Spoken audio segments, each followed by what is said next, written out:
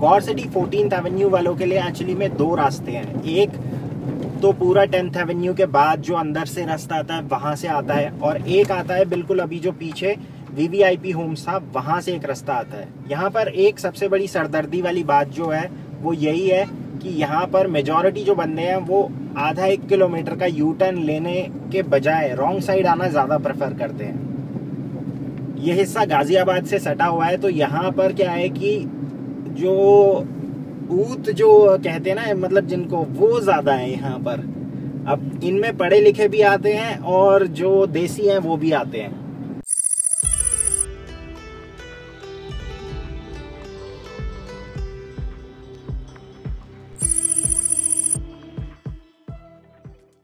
Guys, welcome back to another vlog. This is Pawan and you are watching I am Indian. अभी कुछ देर पहले मैंने आपको दिखाया था गौर का 7th एवेन्यू, जो गौर सिटी 1 का पार्ट है। इस वीडियो के अंदर आप देखेंगे एक और Avenue which is called 14th Avenue. 14th Avenue Gaur city 2 का पार्ट है। अगेन दोनों ही प्रोजेक्ट्स के अंदर बहुत सारी सिमिलैरिटीज़ हैं, जैसे दोनों ही प्रोजेक्ट ऑन रोड प्रॉपर्टीज़ हैं। दोनों ही प्रोजेक्ट के साथ इंडियन ऑयल का एक पेट्रोल पंप पड़ता है जो बिल्कुल मेन रोड पर है। आप उसको एज अ लैंडमार्क भी ले सकते हैं। बाकी कनेक्टिविटी वाइज दोनों ही प्रोजेक्ट्स अगर आप देखते हैं तो बिल्कुल आप किसी भी डायरेक्शन में जा सकते हैं। आपको एटलीस्ट 5 से 7 मिनट की ड्राइव लगेगी। अगर मान लीजिए आपको NH24 जाना है तो आप सिर्फ मेन रोड पर आइए और राइट लीजिए। अगर आपको जाना है 4 मूर्ति गोल चक्कर तो मेन रोड के जस्ट साथ में, मतलब आपको सिर्फ सोसाइटी से बाहर निकलकर लेफ़्ट लेना है और उसके बाद आप 4 मूर्ति पहुँच सकते हैं। लोकेशन वाइज दोनों ही प्रोजेक्ट बहुत अच्छे हैं। The only difference is Gaur 14th avenue का अपना क्लब हाउस है, whereas on the other hand 7th avenue का जो क्लब था वो एक शेयर्ड क्लब था। जो मेन रोड पर आपने जो गौर सिटी क्लब देखा था वो उनका क्लब हाउस है। क्लब हाउस के अंदर अभी सिर्फ सेल्स टीम बैठती है, बाकी बहुत सारी चीज़ें थी जो इसमें लॉकडाउन से पहले ऑपरेशनल थी। जो लोग नोएडा एक्सटेंशन के अंदर 1 BHK या स्टूडियो अपार्टमेंट देख रहे हैं उनके लिए गौर सिटी 2 के अंदर 14th एवेन्यू एक अच्छा विकल्प है, बिकॉज ये आज के टाइम पे एक ऐसा लौता प्रोजेक्ट है जो 1 BHK ऑफर कर रहा है या स्टूडियो अपार्टमेंट्स ऑफर कर रहा है। कॉस्टिंग इनकी जो आती है अप्रॉक्सीमेटली 16-17 लाख रुपए से शुरू हो जाती है। टॉप फ्लोर की कॉस्ट है, नीचे आते आते ये 22-23 लाख रुपए तक पहुंच जाती है। कॉस्टिंग में मैं ज़्यादा इतना नहीं जाता हूँ, बिकॉज आपको पता है I am not a realtor, और इस टाइम पे ख़ास तौर से कोविड-19 के इस पैंडमिक वाली सिचुएशन में जहाँ पर मार्केट इतनी ज़्यादा वॉलेटाइल है, मैं आपको हमेशा रेकमेंड करता हूँ आज के टाइम में आप सिर्फ एक ready to move in project के अंदर ही अपना पैसा लगाएं, बिकॉज जॉब सिक्योरिटी बिल्कुल नहीं है। सो जो भी आप फैसला लें सोच समझ कर लें। बिल्डर कोई भी हो अपनी ड्यू डिलिजेंस ज़रूर कर लें। सो अब मैं आपको यहाँ से लेकर चलता हूँ 14th एवेन्यू। 14th एवेन्यू के अंदर मैं कोशिश करूँगा अगर जो स्टूडियो अपार्टमेंट है अगर वो उसकी कंडीशन अच्छी हुई, प्रेजेंटेबल हुई, तो वो मैं आपको दिखाने की कोशिश करूँगा। अदरवाइज़ वहाँ पर एक 3 BHK का सैम्पल फ्लैट है और एक एक्चुअल फ्लैट है। दोनों ही फ्लैट मैं आपको दिखाने की कोशिश करूँगा। तो यहाँ से चलते हैं 14th एवेन्यू की तरफ। जो लोग चैनल पर नए हैं प्लीज़ गाइस सब्सक्राइब कर लो यार। सब्सक्राइब करने का पैसा नहीं लगता है भाई, ये पैसा नहीं लूँगा भाई। ये वाला जो डायलॉग है ये मेरा एक फ्रेंड बोला करता था, दीपक शर्मा, कानपुर से था वो। सो अभी वो किसी और कंपनी में काम करता है। सो एक टाइम था जब हम साथ काम किया करते थे, तो उसका ये फेवरेट डायलॉग था, पैसा नहीं लगेगा भाई। सो ये कानपुरिया एक्सेंट है जो मेरे फ्रेंड की देन है, दीपक शर्मा।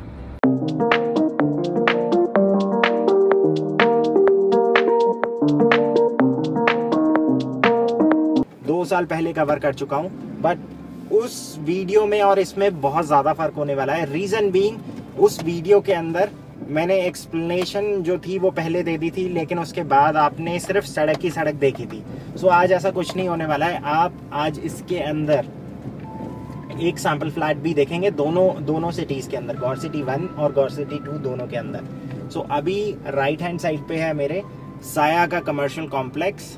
सो यहाँ पर जो टॉप फ्लोर है वो तो पूरा खाली है, सन्नाटा है, और जो ग्राउंड फ्लोर है उसके ऊपर सिर्फ 4 शॉप्स हैं जो ऑपरेशनल है। सो शॉप्स के लिए तो मैं कह सकता हूँ कि आज के टाइम पे अगर आप कमर्शियल इन्वेस्टमेंट सोच भी रहे हैं तो वो सोचना भी पाप है, बिकॉज इस टाइम पे आप अपने आप को एज अ लैंडलॉर्ड या फिर एज अ टेनेंट रख के देखिए, बिकॉज डिमांड नहीं है बिल्कुल भी, तो सप्लाई नहीं है।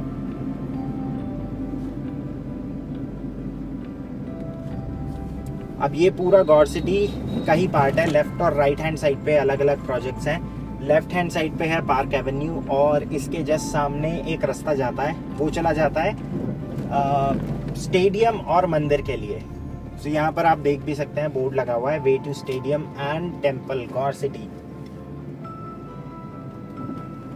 ये रास्ता है अंदर का। यहाँ पर पार्क एवेन्यू की अपनी एक अलग मार्केट है। सो मार्केट में सिर्फ डेली एसेंशियल्स वाली जो शॉप्स हैं वो खुली हुई हैं, बाकी तो बिल्कुल सब कुछ बंद है। This is 5th Avenue on the right hand side. और उसके बाद यहाँ पे एक्चुअली गौर सिटी के अंदर अलग अलग प्रोजेक्ट्स हैं, लेकिन इन प्रोजेक्ट्स को इन्होंने एवेन्यू का नाम दे रखा है। So 1st avenue, 2nd avenue, 3rd avenue, so इस तरह से ये पूरे एवेन्यूज हैं। अब यहाँ पर लेफ्ट हैंड साइड पे है पूरा गौर का ये कमर्शियल कॉम्प्लेक्स। सो यहाँ पर बहुत सारे, लेकिन यहाँ पर कुछ प्रोजेक्ट्स ऐसे भी हैं, जैसे पार्क एवेन्यू हो गया, तो साया हो गया, इन्होंने अपना जो कमर्शियल है वो खुद बना रखा है। बट ये वाला जो कमर्शियल कॉम्प्लेक्स अभी आप देख रहे हैं, ये पूरा गौर सिटी प्लाजा कहलाता है। और इसके अंदर अप्रॉक्सीमेटली ग्राउंड फ्लोर पर सारी शॉप्स खुली हुई दिख रही है, लेकिन 1st फ्लोर पर मेजॉरिटी दुकान बंद है। सो गाइस, यहीं पर गौर सिटी 1 जो है वो खत्म हो जाता है। इससे आगे जितना भी हिस्सा है वो सारा गौर सिटी 2 का पार्ट है।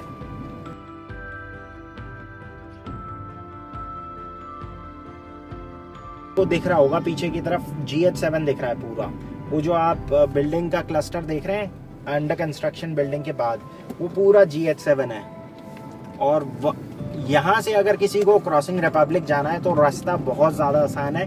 जो टक्कर है, मतलब जहाँ पर टी पॉइंट बनता है, वहाँ से अगर आप राइट ले लेंगे तो एक कच्चा रास्ता आता है जो आपको क्रॉसिंग रिपब्लिक पहुँचा देता है।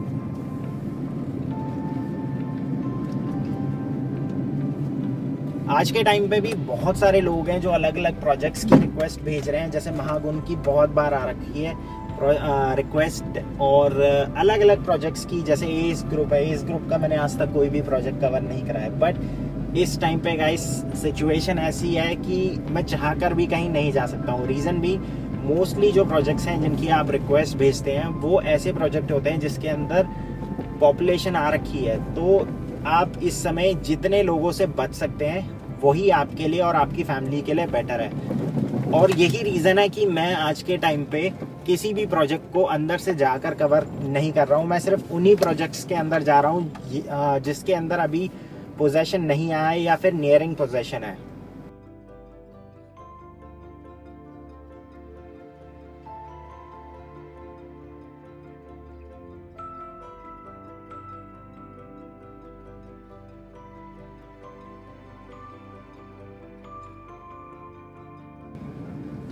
पीछे की तरफ समोसे की 3 दुकानें थी। अब यहाँ पर राइट हैंड साइड पे भी एक समोसे की दुकान है, एक मोमोज की दुकान है, एक रोल वाले की दुकान है। लेकिन सब कुछ भाई त्याग करके मैं आगे की तरफ बढ़ चुका हूँ। अब यहाँ पर बातों बातों में बहुत सारे प्रोजेक्ट्स पीछे निकल गए।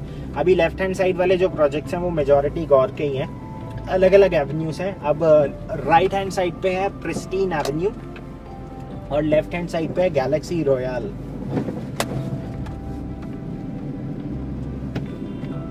अधिकतर यहाँ पर जो प्रोजेक्ट्स हैं इसके अंदर पोजेशन आ रखा है। यहाँ पर एज सच कोई अंडर कंस्ट्रक्शन प्रोजेक्ट्स नहीं है। अगर है भी तो वो बिल्कुल मेन रोड की तरफ है, जैसे गौर का 14th एवेन्यू।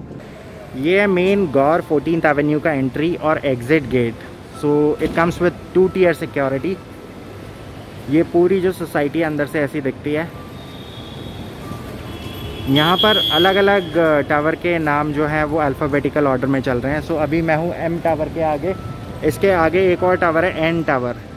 सो यहाँ पर आप देख सकते हैं जितना भी है ये आसपास सारा गौर्स का ही है। लेफ़्ट वाला जो प्रोजेक्ट है दैट्स VVIP होम्स। ये भी मतलब आप कह सकते हैं पार्शल हिस्सों में इसकी पोजेशन आ चुका है। बाकी आधे में लोग रह रहे हैं, आधे वाले जो आगे की तरफ टावर्स हैं उसमें अभी फिनिशिंग का काम चल रहा है। यहाँ से अब ये जो रास्ता चला जाता है, ये चला जाता है 4 मूर्ति गोल चक्कर की तरफ। अब ये इंटरनल सेक्टर रोड है, अभी कच्ची है लेकिन पता नहीं कब ये पक्की होगी। लेकिन फिर भी आपके लिए जो इम्पोर्टेंट इन्फॉर्मेशन है वो ये है कि यहाँ पर लेफ़्ट हैंड साइड पे है 14th एवेन्यू की हाई स्ट्रीट मार्केट। मार्केट बनकर तैयार हो चुकी है और मार्केट के जस्ट पीछे जो आप एक अंडर कंस्ट्रक्शन टावर देख रहे हैं वो है 14th एवेन्यू का 1 BHK वाला टावर। इसके अंदर हर फ्लोर पर 8 फ्लैट हैं। कॉस्टिंग की अगर बात करें तो 15-16 लाख रुपए से 1 BHK स्टार्ट हो जाता है, टॉप फ्लोर की कॉस्ट है। नीचे आते आते 22 लाख रुपए की कॉस्टिंग आ जाती है। इसके जस्ट साथ में इंडियन ऑयल का पंप, ऐसा ही एक और इंडियन ऑयल का पंप है 7th एवेन्यू के पास, जो देखा था आपने इससे कुछ देर पहले। ऑलराइट गाइस, ये है 1175 स्क्वायर फीट गौर 14th एवेन्यू का एक सैम्पल फ्लैट। इस फ्लैट की अगर कॉस्ट की बात करें तो 36 लाख रुपए से ये शुरू हो जाता है, ये टॉप फ्लोर की कॉस्ट है।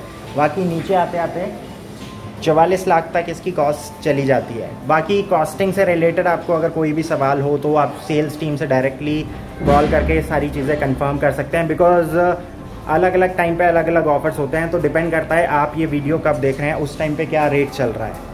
सो एंटर करते ही ये पूरा लिविंग और डाइनिंग एरिया है। इस फ्लैट में आगे बढ़ने से कुछ और पहले मैं आपको कुछ और चीज़ें हैं जो बता देता हूँ। इट्स अ स्टेज फ्लैट, सो इसके अंदर रखा हुआ जितना भी फर्नीचर है और जितना भी वुडवर्क है वो स्टैंडर्ड ऑफरिंग का पार्ट नहीं है। इसके कुछ देर बाद आप इसका एक लाइव फ्लैट भी देखेंगे, मतलब जिस स्टेट में ये फ्लैट डिलीवर होगा वो भी आप देखेंगे। सो उससे आपको एक कंपैरिजन करने में आइडिया मिल जाएगा कि फ्लैट में जो एरिया है वो कितना है। लिविंग और डाइनिंग से आप जैसे ही आगे बढ़ते हैं तो यहाँ पर ये है एक बेडरूम। अगर आपके ऊपर है, आप इसे चाहें तो एज अ किड्स रूम भी यूज़ कर सकते हैं या फिर as a guest bedroom.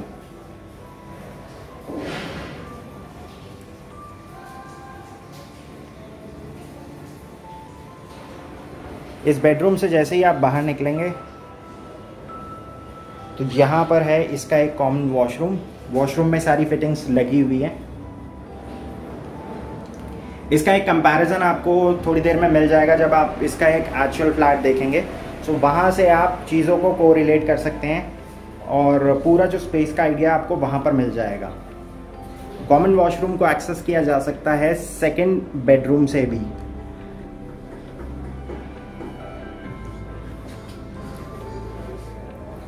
Second bedroom से जैसे ही आप बाहर निकलते हैं तो बीच में ये पूरा एक पैसेज एरिया आ जाता है। पैसेज एरिया से आगे की तरफ है मास्टर बेडरूम और यहाँ पर है इसकी एक किचन। सो किचन के अंदर बिलो कैबिनेट्स इंक्लूडेड हैं कॉस्टिंग में, और ऊपर वाले जो कैबिनेट्स हैं इसके लिए आपको एक्स्ट्रा पे करना पड़ सकता है। So it's a parallel kitchen. यहाँ पर लेफ्ट हैंड साइड पे पूरा जो है दैट्स प्रेप जोन, और इसके बाद यहाँ पर इस तरफ है पूरा वॉशिंग और स्टोरेज एरिया स्पेस। बाकी अगर आगे की तरफ चलते हैं तो वहाँ पर एक यूटिलिटी बालकनी है, यहाँ पर वॉशिंग मशीन रखी जा सकती है।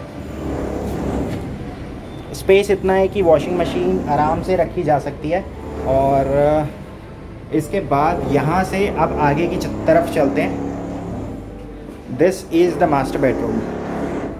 मास्टर बेडरूम के साथ एक अटैच वॉशरूम है। एज मेंशन अर्लियर, किसी भी इस पूरे फ्लैट के अंदर किसी भी टाइप का वुडवर्क इंक्लूडेड नहीं है, ये सिर्फ स्टेज फ्लैट है। सो यहाँ पर ये सिर्फ डेमोन्स्ट्रेशन पर्पस के लिए रखा गया है। जो लोग इस फ्लैट से इंस्पायर होकर अगर अपने घर में कुछ इंटीरियर करवाना चाहते हैं तो उनके लिए यहाँ पर बहुत सारे आइडियाज़ हैं। जैसे यहाँ पर पीछे की तरफ इन्होंने स्ट्राइप कलर का रखा है। ये करना बहुत आसान है, इसके लिए बहुत सारे DIY भी हैं। यहाँ पर है इसका एक अटैच वॉशरूम। वॉशरूम से बाहर निकलते ही सबसे बेस्ट चीज़ आ जाती है इस फ्लैट की, बिकॉज़ तीनों ही बेडरूम्स के अंदर आपने देखा 2 बेडरूम्स जो थे उसके अंदर कोई बालकनी स्पेस नहीं था, लेकिन जितना भी बालकनी स्पेस है मैं कह सकता हूँ उस पूरे बालकनी स्पेस को यहाँ पर इन्होंने कंबाइंड कर दिया है। सो वॉशिंग एरिया जो है वो भी इन्होंने बाहर दे दिया है। It's a wrap around balcony.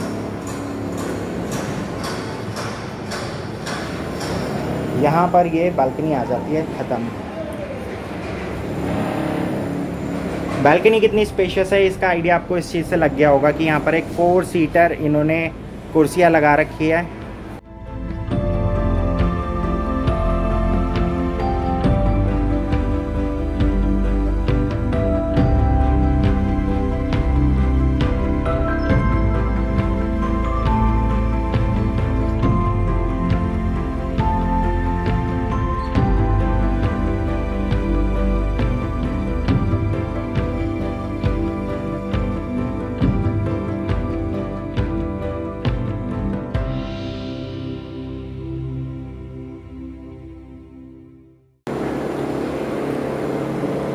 अभी जो आपने लास्ट सैम्पल फ्लैट देखा था that was a stage flat, ये उसी का दूसरा वर्जन है। मतलब ये इस स्टेट में आपको फ्लैट डिलीवर होगा।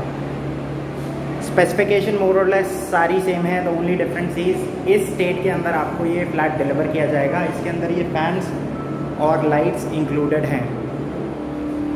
एंटर करते ही ये पूरा लिविंग और डाइनिंग एरिया आ जाता है। राइट हैंड साइड पे फर्स्ट बेडरूम है, उसके बाद कॉमन वॉशरूम है, एक और बेडरूम, थर्ड बेडरूम।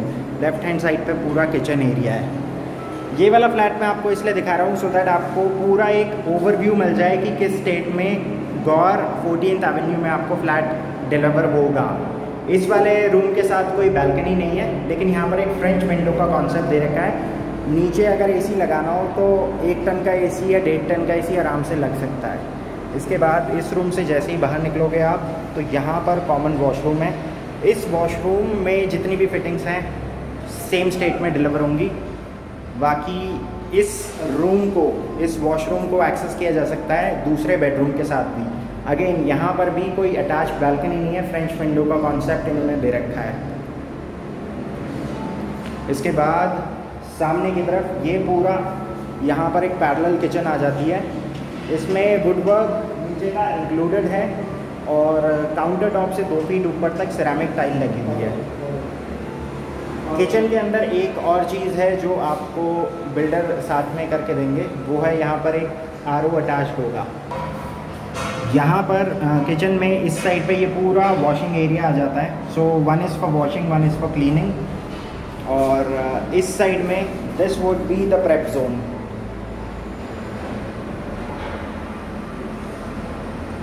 यहाँ से अब चलते हैं आगे की तरफ। This is the master bedroom.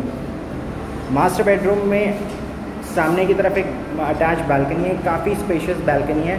Woodwork इसमें इंक्लूडेड नहीं है, तो सिर्फ वुडवर्क के लिए वहाँ पर कॉर्नर में स्पेस दी गई है। और इसके बाद यहाँ पर इसका एक अटैच वॉशरूम है।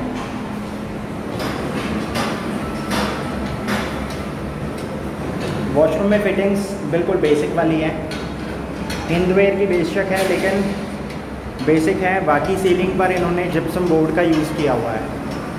ये है यहाँ की सबसे स्पेशियस बालकनी। मैं कह सकता हूँ कि इन्होंने सारी बालकनी एक ही जगह पर डाल दी। इस वाले फ्लैट को देखकर आपको गौर सिद्धार्थम की याद आ रही होगी, बिकॉज गौर सिद्धार्थम में भी ऐसी ही बालकनी थी। यहाँ से पीछे की तरफ आप पूरा जो 14th एवेन्यू है उसका जो ऑलरेडी पोजेशन वाला जो फेस है वो देख रहे हैं। यहाँ पर आपको पीछे सुनाई भी दे रहा होगा, लेबर दिख भी रही है हर जगह पे। इस साइड पे लेबर है और यहाँ पर नीचे अगर आप देखें तो यहाँ पर भी काम चल ही रहा है।